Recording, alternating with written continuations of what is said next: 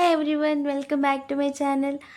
ఎంతో tasty and crispy cabbage pakodi ఎలా చేయాలో చూద్దాం. ఒక మీడియం సైజ్ క్యాబేజ్ తీసుకొని అందులో 1 teaspoon salt, 2 teaspoons కారం, 1 teaspoon dhania powder, 1 teaspoon garam masala powder, 1 spoon అల్లం వెల్లుల్లి paste, 4 tablespoon corn flour, 1 tablespoon rice flour, 1 tablespoon maida, కొంచెం ఫుడ్ కలర్ వేసి అన్నిటినీ బాగా మిక్స్ చేసుకోవాలి. అది మిక్స్ అయ్యాక మనకి కొంచెం కొంచెం వాటర్ వేసి మరీ అంత పల్చగా కాకుండా కొంచెం వెట్గా మనం కలుపుకొని అందులో కరివేపాకు, గ్రీన్ చిల్లీస్, గ్రౌండ్ నట్స్ వేసి బాగా కలుపుకొని ఒక 10 మినిట్స్ పక్కన పెట్టుకోవాలి.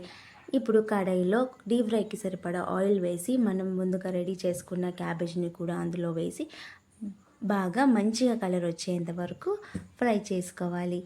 అంతే, ఎంతో టేస్టీగా క్రిస్పీగా క్యాబేజ్ పకోడీ రెడీ. ఈ వీడియో మీకు నచ్చితే లైక్ చేయండి, షేర్ చేయండి, సబ్స్క్రైబ్ చేయడం మర్చిపోవద్దు.